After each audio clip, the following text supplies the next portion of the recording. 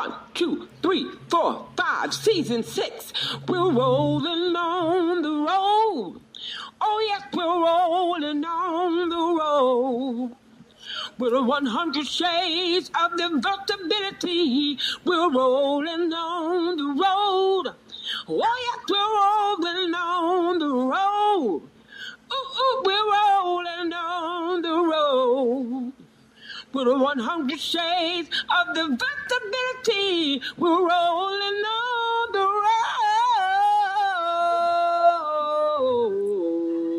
road. Check it away, Cousin Kim. Yes.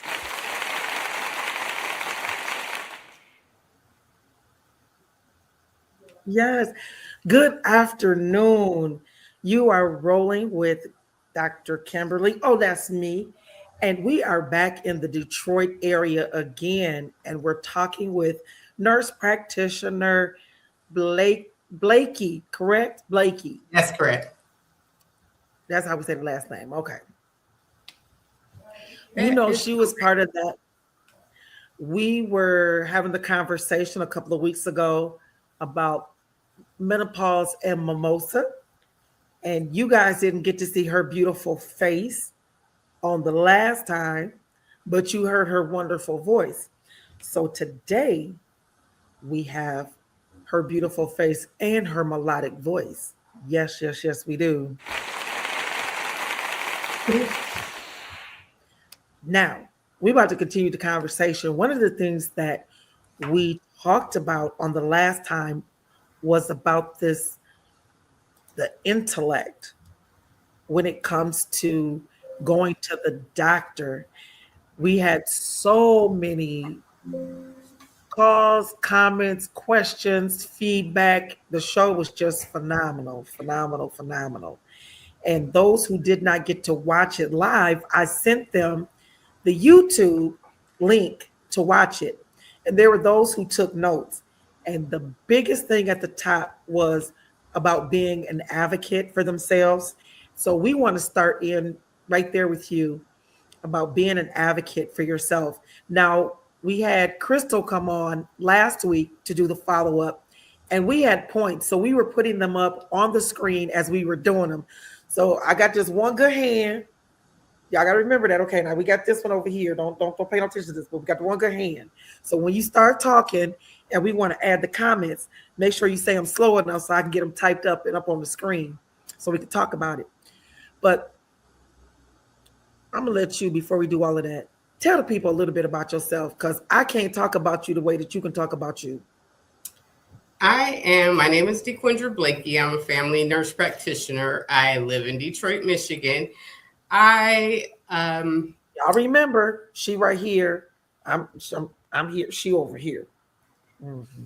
I started becoming interested in helping women with advocacy surrounding menopausal issues because at 33 years old, I was having night sweats that soaked my bed like I had just gotten out of the shower and laid in my bed without drying off. And I went to my doctor and told her I believe that I am having perimenopausal symptoms. I was having really bad mood swings at the time too, and problems with insomnia. And she said, oh, you know, you're too young to be having anything related to menopause, and gave me a sleeping pill and sent me on my way. And I, you know, told her again, and she dismissed me again. And I said, I don't care what you say, I know my body. However, at that point, I really didn't pursue it anymore.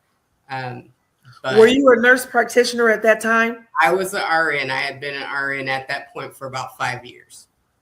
Mm-hmm. And so down the road, maybe a year later, I didn't have a cycle for like 3 months. And I said, okay, you believe me now? Because I'm not pregnant. So what's the problem? And then at that point, she did a hysteroscopy and a DNC, at which point she perforated my uterus and had to perform a major surgery to repair the hole that she had given me.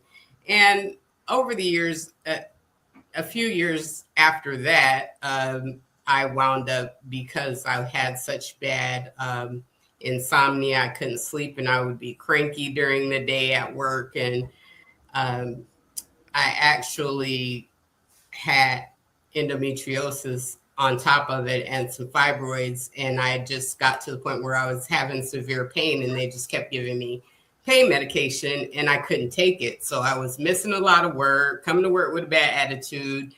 I wound up having a hysterectomy at 46. I had a hysterectomy at 46. And when I came back from my surgery, I was let go from my job. So that, and then at 54, I wound up having a hip replacement. And all of these things are related because estrogen loss drives all of those processes. So had I been aware that at 33, I actually was having perimenopausal symptoms, I could have advocated for myself, but the system is not set up for women to really be treated properly for menopause or perimenopause, and women overall, and much less Black women, because all of your standard medical protocols are based on research that are not done for women of color. So there have been some studies in recent years that focused on Black and Hispanic women. However, they're not widely known about. They're not put into our evidence-based practice medicine. And so in order to really get the treatment that you need, you have to know how to advocate for yourself. You have to be able to pay attention to your body and know when symptoms are related. And you have to know how to speak to your doctor in a way to make them listen. And so that's what Unweathered Wellness is all about. It's not just about medical conversations. We look at things like diet, like symptom control with things like herbs, black cohosh, things like that. I'm not against trying other things besides pharmaceuticals, talking about exercise, talking about setting boundaries for yourself, because, we tend to be superwoman. We want to take care of everything and everybody except for ourselves. So the things that I like to address in terms of advocating for yourself. We want to say thank you so much for Zipporah Starks tuning in. She's tuning in from the Detroit area. What up, though? Detroit is in the house. And I got my package, Z. Thank you so much. Appreciate you. I love you to life.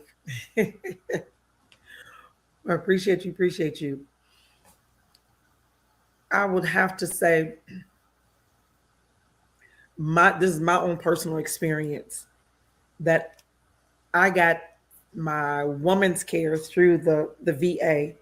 And initially, we did not have a space at all. We had to share a clinic. I live in, again, here we go. I'm on this side of the state. I would have to go on this side of the state over in your area, Ann Arbor, in order to get my yearly exams. And then they were only done twice a month because they were sharing a clinic with someone else. So that little space of time, you really don't get an opportunity to address as much as you would like to. But what we did have, we had a Black nurse, and she listened to everything that we had to say. And she would call us beforehand and go over questions, ask us if we had anything that we wanted to talk about. And then she would make sure all of that was in a packet and there for the doctor, and she would have our concerns there for us. So I appreciate her for doing that. And that was more than, okay, I've been a veteran 32 years now. So I want to say I didn't always get my health care there, but I know it was more than 20 years ago. Yeah, because my youngest is 32. So I had him by the time I had gotten out and become a veteran. So maybe he was about 5 or 6. when I started going to the VA for my full health care.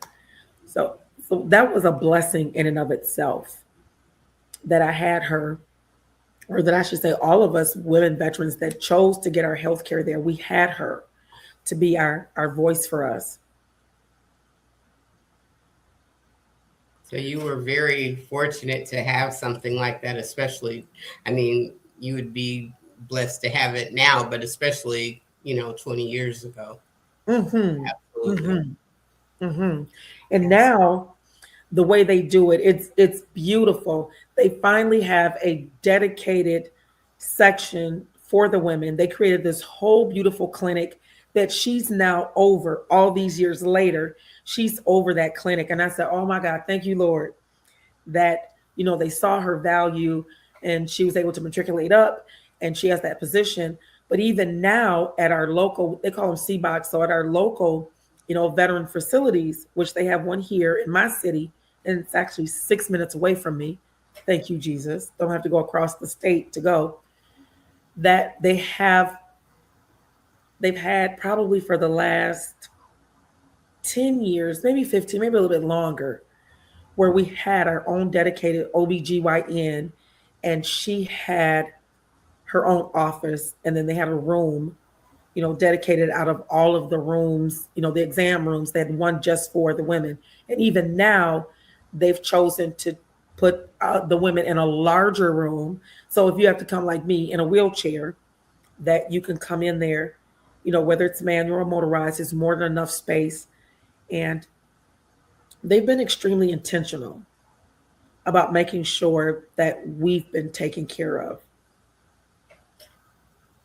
That is great. The VA a lot of times is kind of ahead of, a lot of other healthcare spaces with their way that they deliver their care.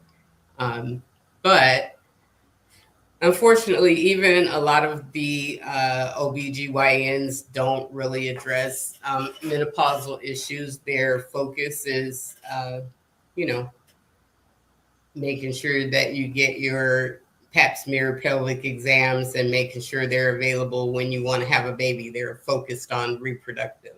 Well, I Not will all, but I'll have to most. say, I'm going to put a pin right there though. I have to say that we can't put them all in a bucket, because there's going to always be somebody like you, or, like the nurse that I had. I believe there's always at least one person who's going to have the forethought or be kind of like that liaison. And I have to say that the person that the VA put over the women's clinic at the Wyoming CBOC, she was really good, because I hadn't even heard of hormone therapy replacement services. She was saying, she had the conversation with me. We talked before I even took my clothes off, and that's the piece that I like. It wasn't that, okay, I came in and I just have to be up on the table. They come and they do the exam. No, she sits and she has a conversation first, and she says, at this age, she starts telling you the different things that happen, to your body. And I appreciated her. But the caveat to that is, guess what? She was, I call her in the brown community, because she was Asian.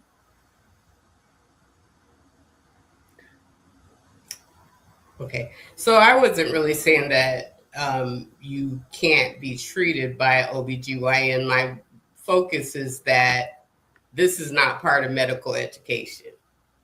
Mm-hmm. And so the physicians or providers at large who are doing any type of research-based menopause treatment are doing that because these are things that they have explored on their own. This is not part of a standard medical program, medical training program. It wasn't, there was absolutely no discussion at any point of my education about menopause. It was never even mentioned at all.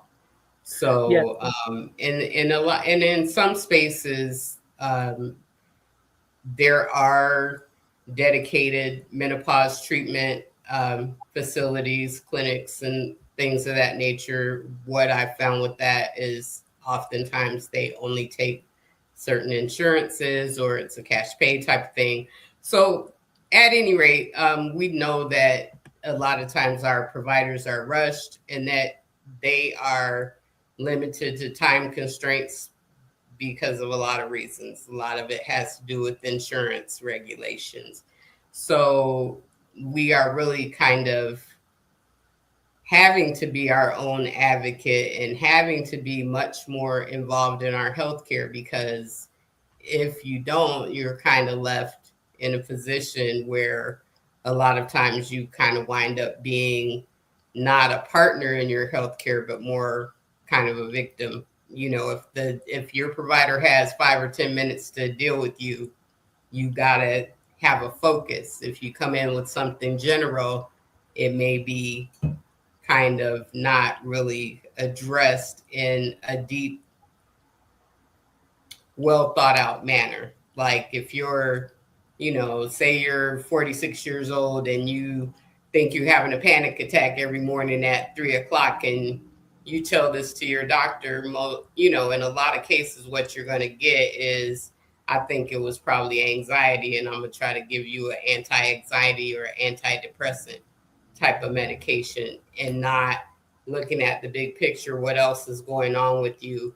You know, are you actually having perimenopausal symptoms?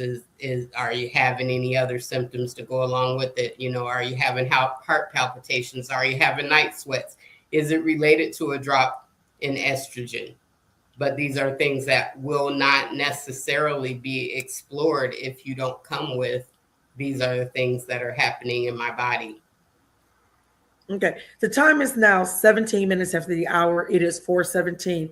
You are tuned into Rolling on the Road. I am your host, Dr. Kimberly.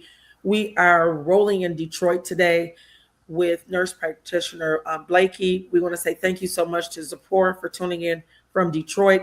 We have Michelle Childs. Hey, Michelle, thank you so much. Greetings to you as well, my dear. And we have Shayna Thomas, who is here from Bel Air, Maryland. And her comment was, yes, it was about insurance. Let's see. Yes, because of insurance. Now, I want you, Shayna, especially to chime in on this piece. But I'm asking you, we're going to call you Dr. B.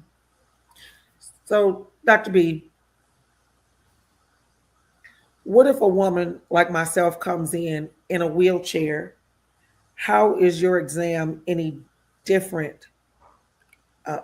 Is there accommodations made, you know, for that? And what if you can't get up on the table? What does that look like? Okay, Dr. Barrington, I am not currently in a clinic actively providing this. I am right now focusing more on the advocacy. I'm doing workshops and the education piece right now. I can refer a woman to a local provider.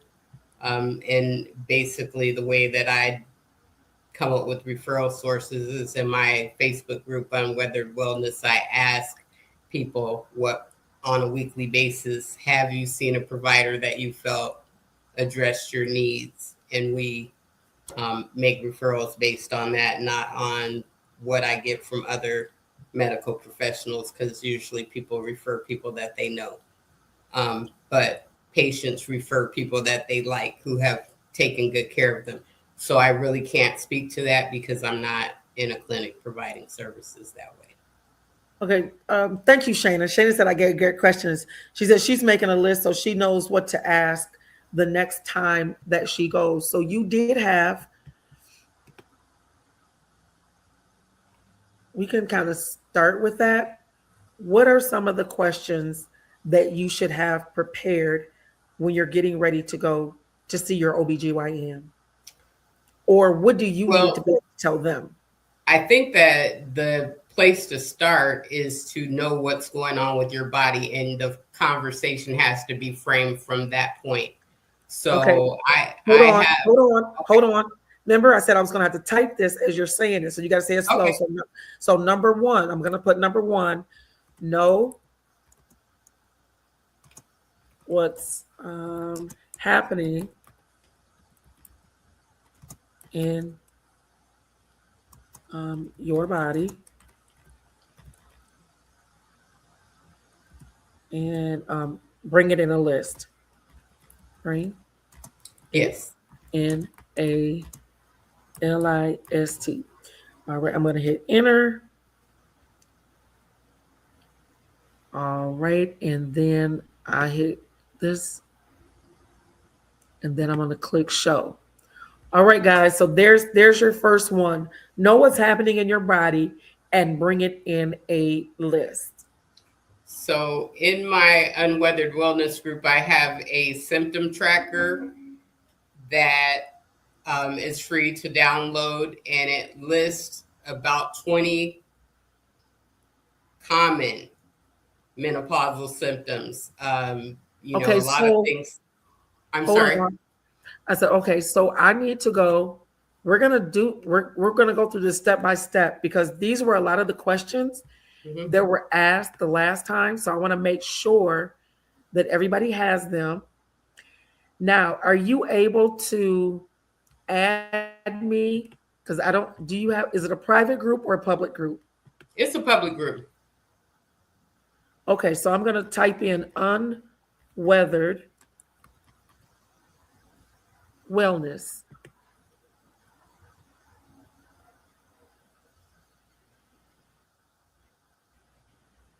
Oh, guess what comes up? The show that you and I did together. And and the show that we're doing right now is coming up. When I typed in unweathered wellness, and there's not a link. Okay, there's your page, but I don't see. Okay, there it is. Join me at unweathered. It says it's a private group. Oh, let me send you.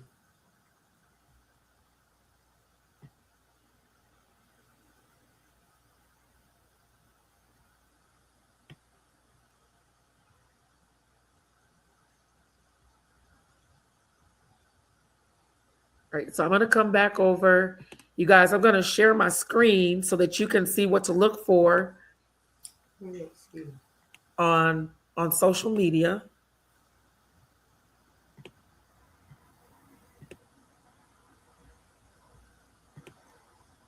And that's what it looks like, Unweathered Wellness. But it is a private group. So what do they have to do? So when they have to join, Um, I I'm clicking can. I'm Let clicking join the me. group. So I just click join group, and it says my membership is pending. So can you guys see that? I just click join and it says that my membership is pending.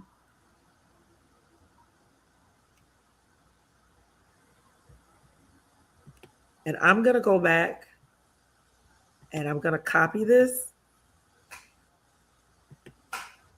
We're going to click copy.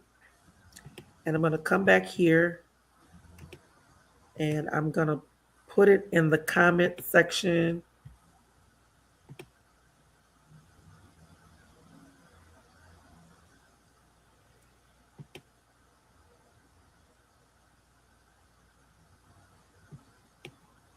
All right, there you guys go.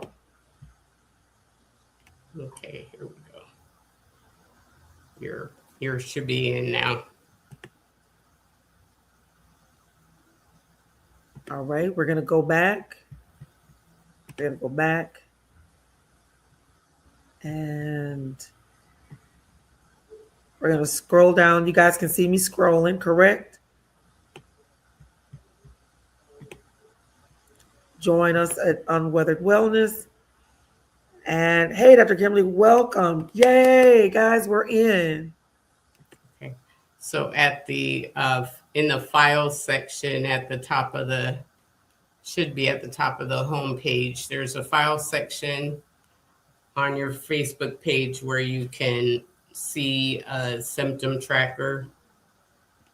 Okay, so I'm gonna PDF file that you can download. All right, I'm gonna go here. I'm gonna click here. We're gonna go to unweathered wellness.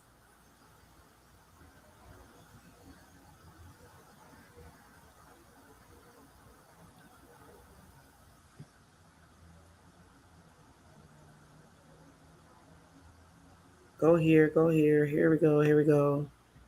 Can I click on that? There we go. So I am in, and where do I need to go? There should be something that says files near the top of your homepage. Yes, ma'am. I'm there. I'm there. And so something should say symptom tracker or symptom intelligence. Reset your something. Common supplemental fillable symptom tracker. Here we go. Yeah.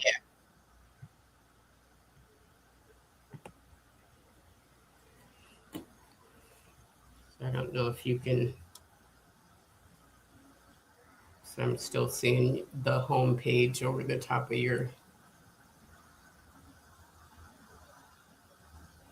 Mm-hmm. So I'm going to come back here.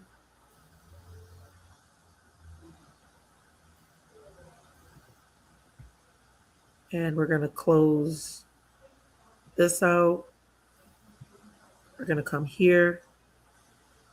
And let's click share screen. Slides in PDF. Let's see if it's right there, if I can. Oh.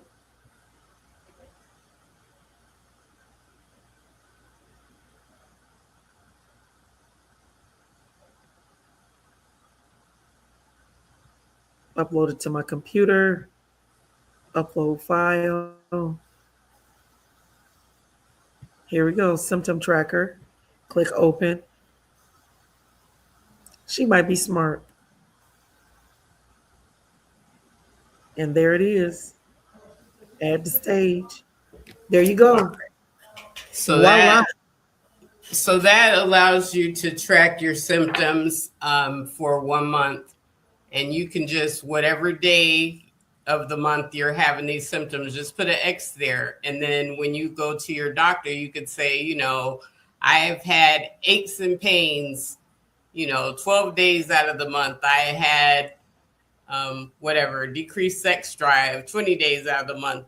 My hair is dry and brittle. You can give them all of your symptoms that you're experiencing and how often. And then the one thing that's very important is to let them know, how are these symptoms affecting my life? If you're having insomnia, is it causing you to have problems with your performance on your job? A lot of women don't talk about the decreased sex drive and how it's affecting their relationships, or, having vaginal dryness or pain just in the vaginal area, whether it be pain when they urinate or pain when they're trying to engage in sexual activities. There's a lot more than just, hot flashes or heart palpitations or joint pain that goes along with this. So these are all things that need to be discussed.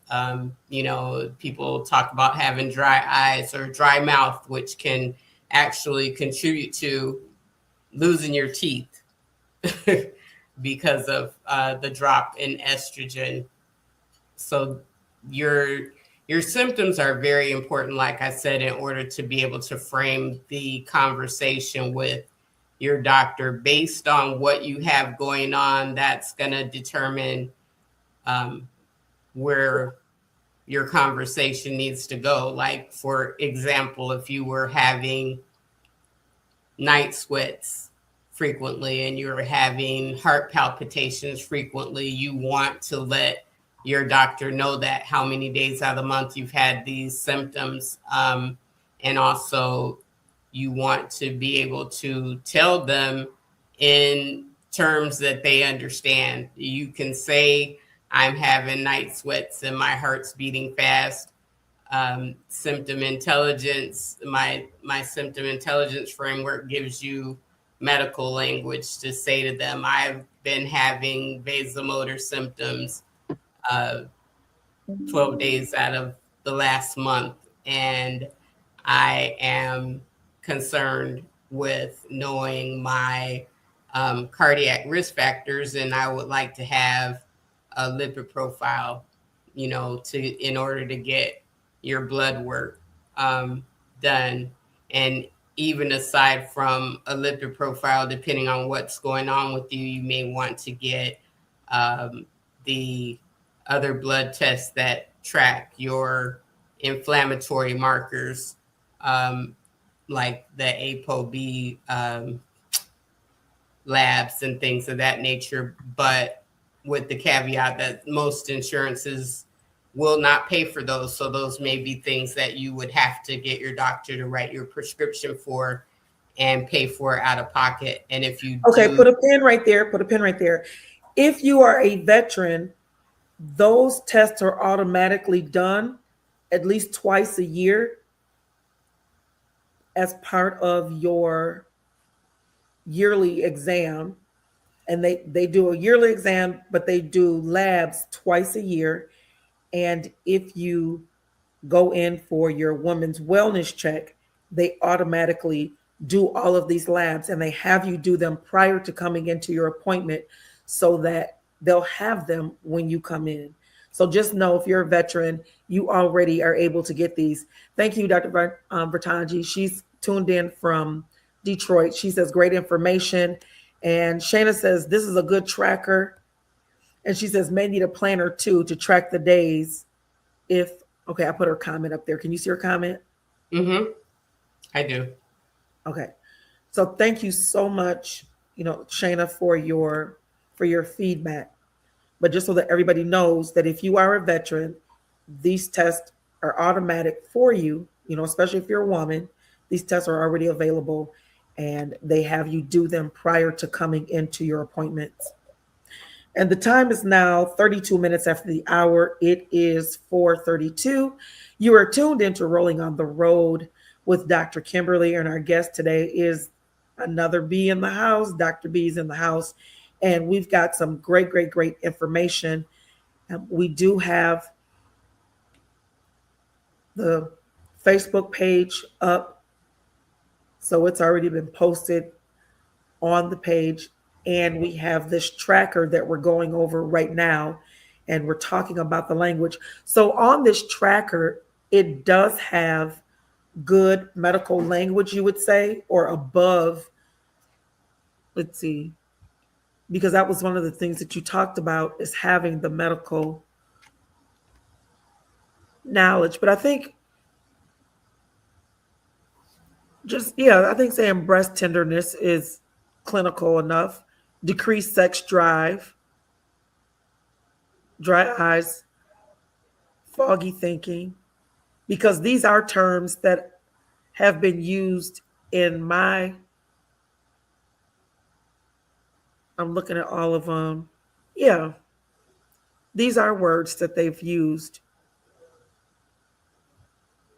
for my appointments. Right. You can use those words. Again, the symptom intelligence framework is really detailed, and it's basically mapping your lived experience into clinical terms. So what will happen is you have. So where do we get those clinical terms from? Do you have those in there? Right. So these are part of a symptom intelligence framework. These are things that will be included in the Unworthy Wellness workbook that is really in production right now. It should be available in the next few weeks, but these are things that it's specific. So it's going to be specific. It's not a general thing. Menopause treatment, there is no one size fit all. The woman that has a certain type of symptom groups, it may be underlying metabolic issue, it may be a cardiac, it might be your cortisol level, it might be your insulin, it may be your heart, it just depends on the symptoms you're having, what's going on with your body. So just because someone else is having this problem and this is the approach they need doesn't mean that that's going to work for you. So that's why I can't really say this is what everyone needs to do, because that's not the way it works. Okay, the other thing is you don't just experience it. We've been just talking about menopause, but we have pre, which is peri, and then we have post, and that these symptoms don't go away, not all of them, just because you're no longer menopausal. Once your period stops, you still experience a lot of this. So that was one of the things that people were making a comment about. Well, I'm past that, but I still have these symptoms. And I said, that is true. So I said, when we have the next show, when we were talking with you, that we make sure that there are 3 different stages and that they can happen simultaneously and that they are continuous. Correct. So menopause is one day. The day that you have not had a period for 12 months is menopause. Well before that, your body begins to prepare for that day and your hormone levels start doing a roller coaster ride. So all those years that's happening before you reach where you have not had a period for 12 months and you are in menopause that day is called premenopause or perimenopause.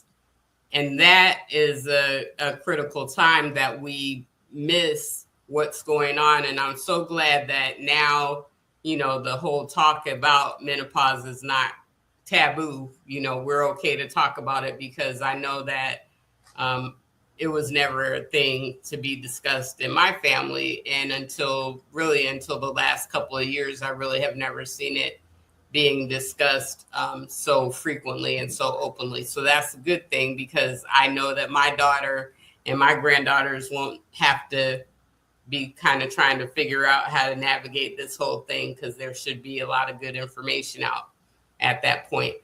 But one thing that's important is to know that if you are having symptoms that you think may be related to hormones, even if you are young, to explore that, because it's thought that, okay, well, menopause doesn't happen till you're 50. And that's not necessarily true. No. And it's been scientifically proven that Black and brown women begin to experience these perimenopausal symptoms younger. And there is a window, like, for instance, things like heart health.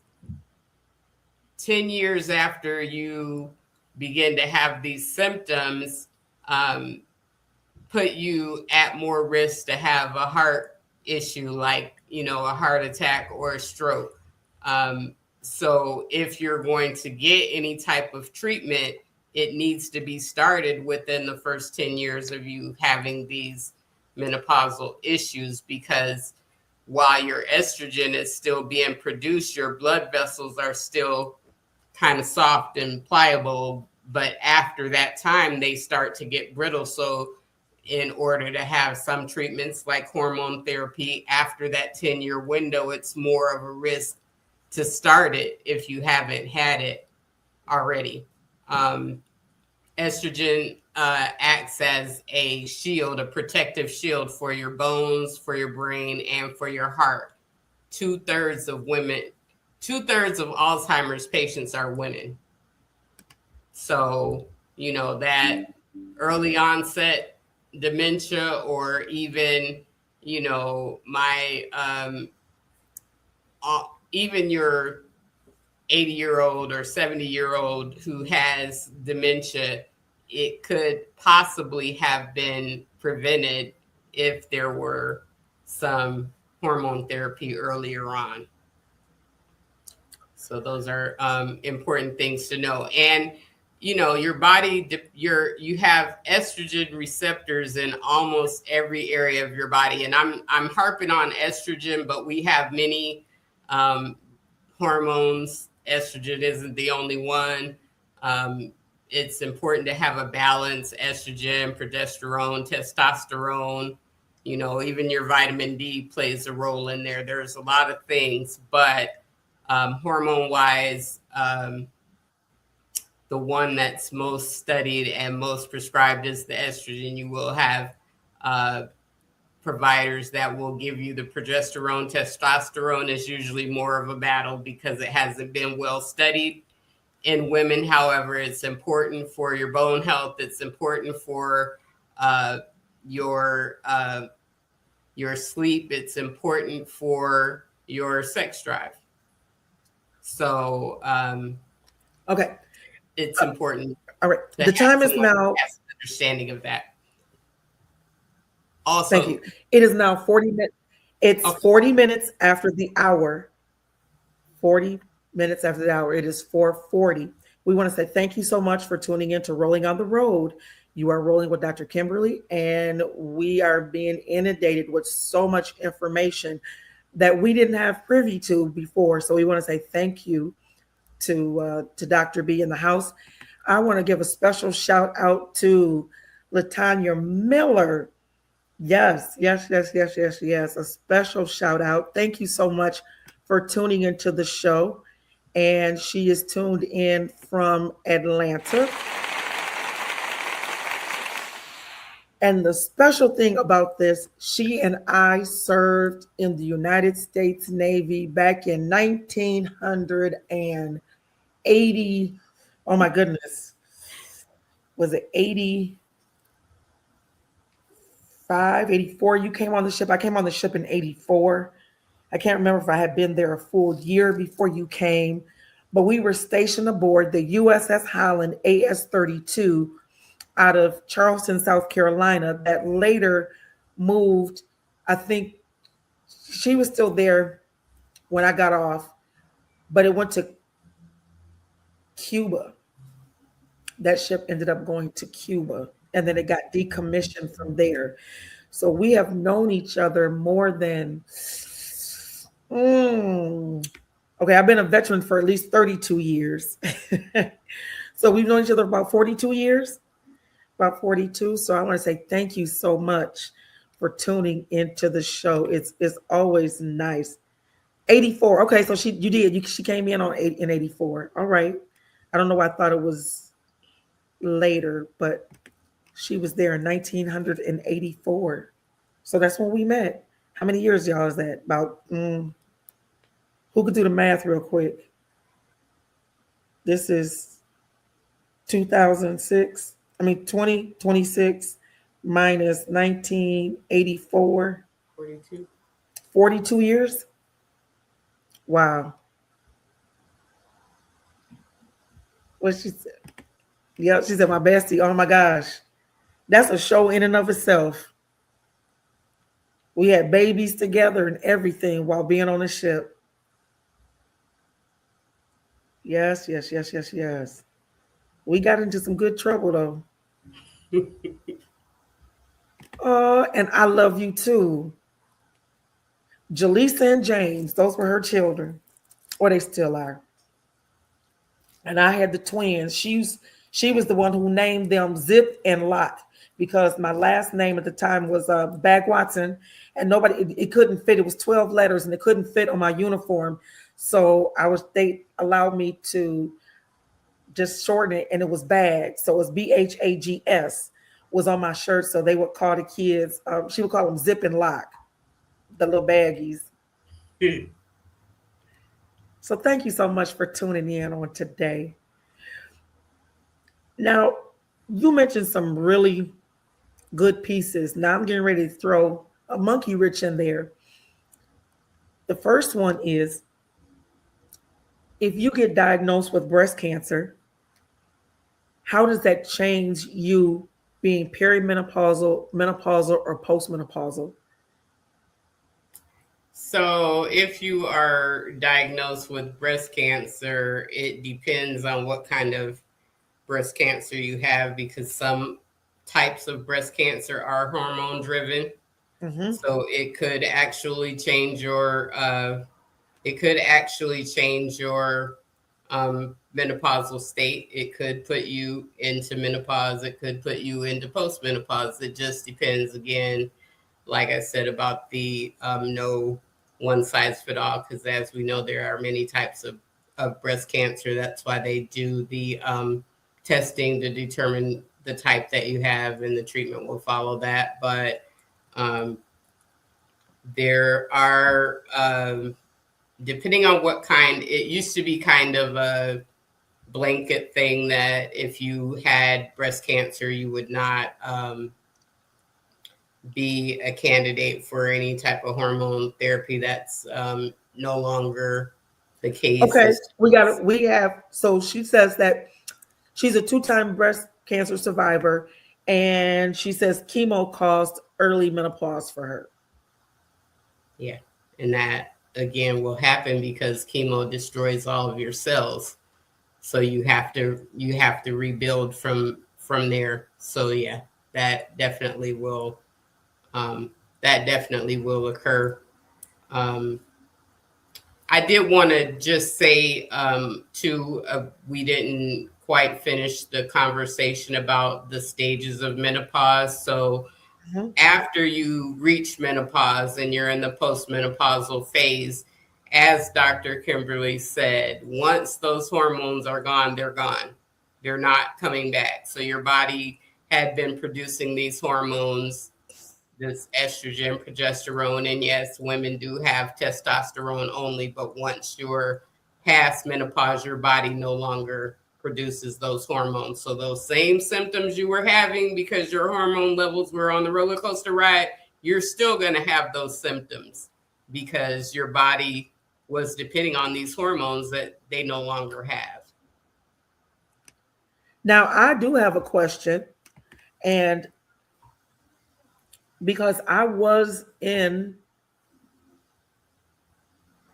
perimenopausal, and then I had a stroke and went straight to menopause. It stopped completely. Do you think it was related to a medication that you were on or the stroke event itself? I wasn't on any medication. Okay. In fact, I was having heavy periods, and they were going to do a hysterectomy. And I want to say a week before I was supposed to have surgery, I had a stroke. Now, my question to you is, in your study and or in your practice, have you known of women who've had traumatic events that have thrown them, other than cancer? We just found out that chemo will put you in early menopause or causes menopause. Is there any other trauma that can happen to the body that you know of that can cause the body to go into early menopause? Yeah, I do not. However, because everything in your body functions together, it's really hard to say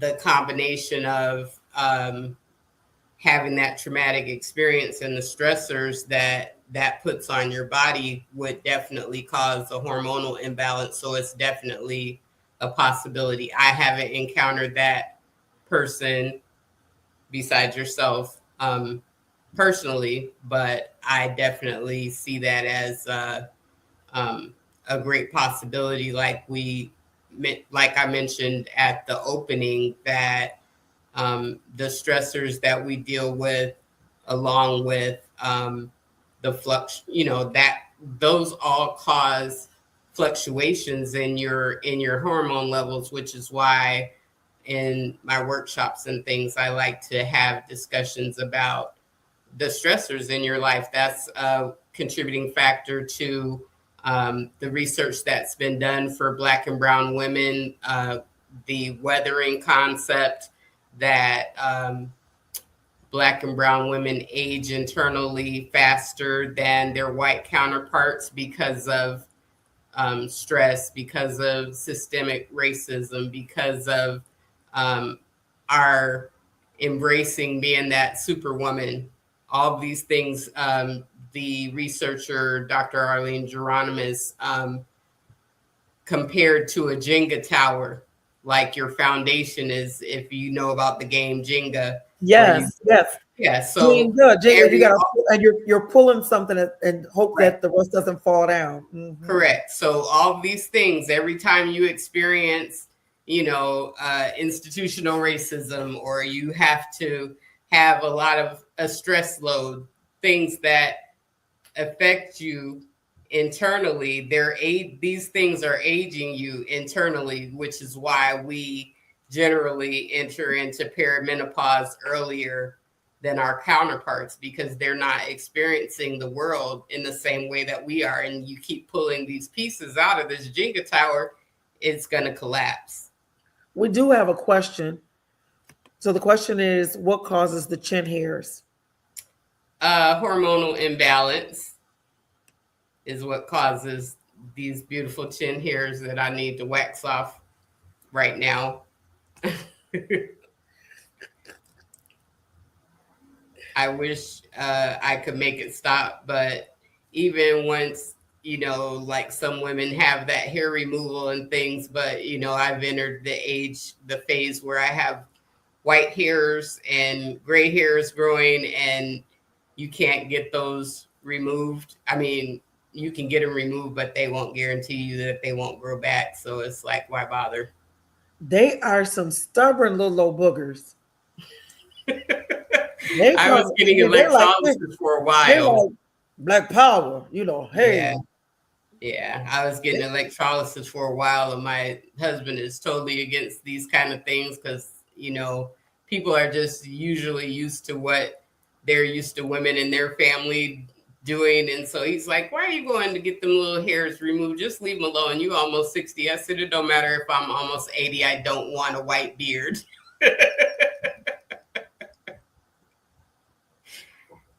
No, ma'am. No, spam. No. We're not doing that. That's what makes us different. That you got chin hairs, I do not. That's a blessing. We thank Wish the I Lord. didn't have any. They're not cute. The time is now 52 minutes after the hour. It is 4:52. The time went by very, very quickly, and we haven't even gotten through so much of the information. I see you guys' comments, and I see the hearts going up. I definitely appreciate it, and we just can't get to everybody, but we will definitely have a part 2. We'll look and see what the doc schedule is, and I know you guys are gonna send me a bunch of questions like I did the last time. And I think between Crystal Kid and Dr. B, we've gotten a lot of the stuff, kind of covered. You got a list. You got a very comprehensive advocacy sheet on last week.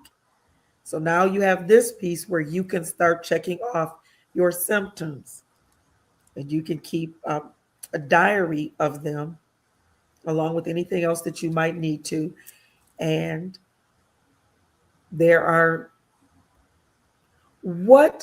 this is going to be the last question for the day because I see other folks, but this is going to be the last question.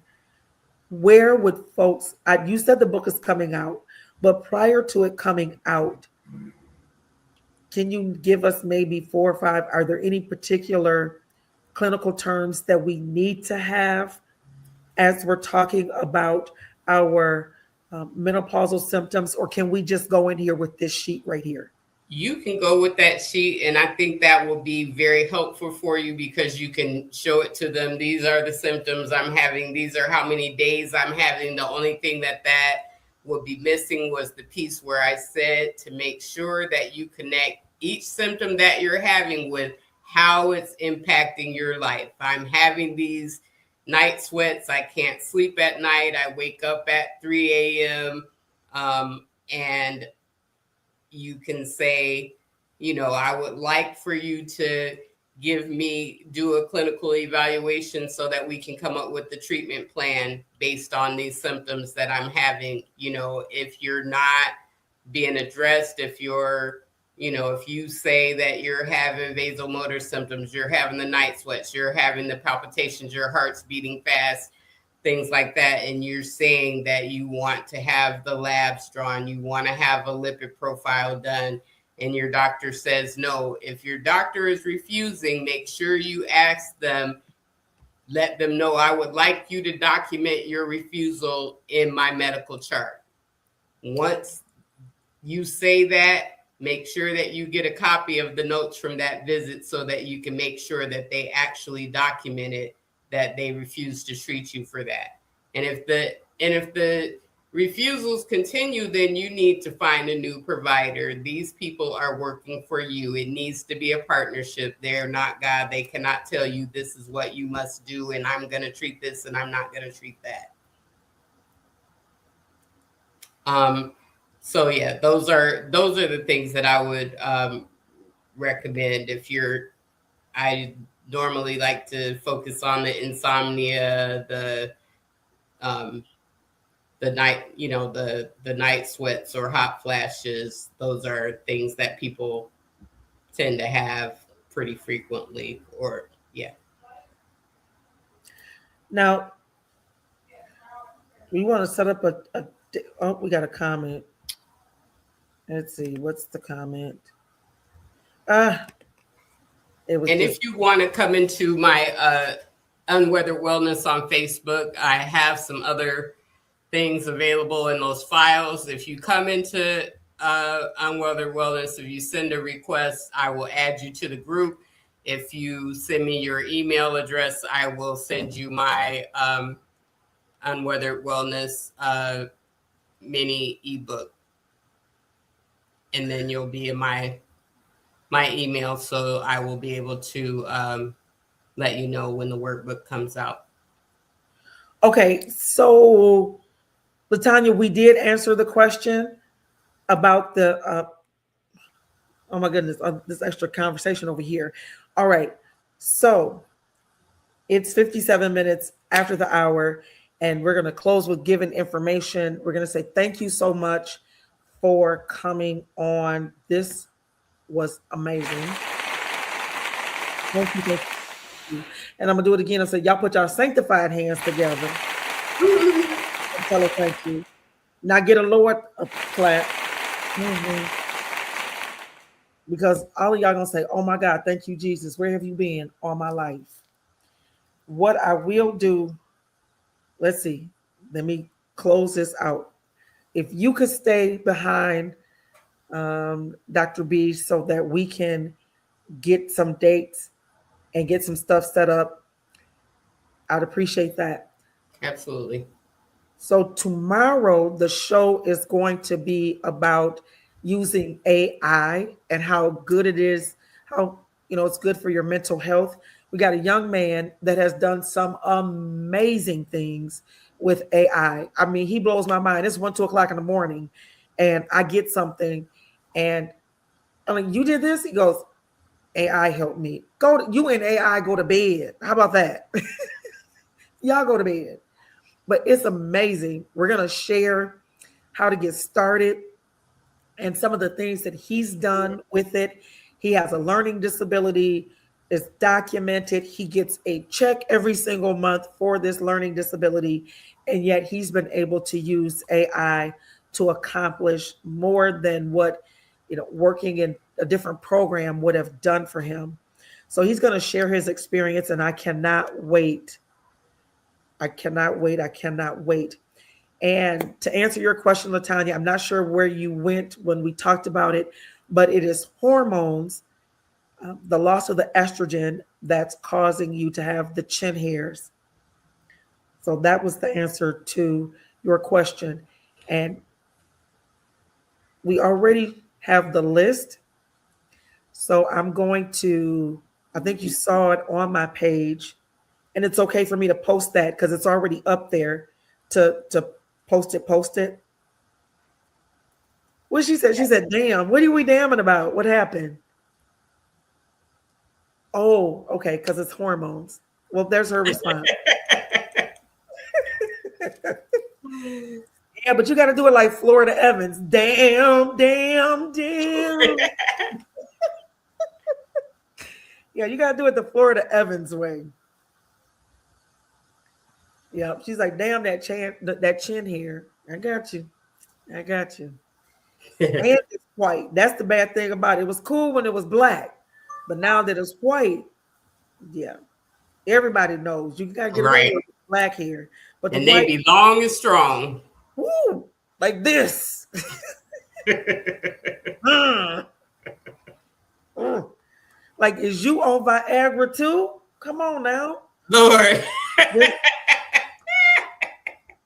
That's what happens when you fund your own stuff. You get to say things out your mouth that, when you got sponsors, you can't do all that. Right. We thank the Lord for self-funding. Amen. Amen. So tune in tomorrow, same time, 4 p.m. Eastern Standard Time. I'm loving all these comments. She's like, yes. And when we're going to talk to Jason tomorrow at 4, and we can get some more insight on this AI. Now, the other piece, we just got permission to be able to post the list. Now, I'm going to post it, I'm going to download it, and then upload it so you guys can have it. And I want y'all to tell me how it's working for you. And because when she brings the book out and she come back with the book, y'all getting this piece for free. I'm going to need y'all to buy the book. All right? We got to support her sister. She didn't put a lot of work into this. We're going to have her come back.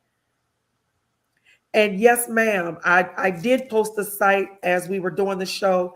As soon as I finish, I am going to publish her Facebook page. She will accept you immediately because it is a private group. And I will also post the sheet for you guys to start checking off. Because remember, you got perimenopausal, that's before. You got menopause, and then you have postmenopause. Once the process starts, it does not stop. In fact, it really exacerbates because once those hormones are gone, they're gone. That's it. So you guys get the list so you can talk to your doctor. If your eyes are dry, trust me, they got some drops for that. But at the same time, if you're like me and you want to go the more natural way, we'll talk about that on the next go round. Some natural remedies that you can do as you are going through menopause, perimenopause, menopause, and postmenopausal. Thank you so much.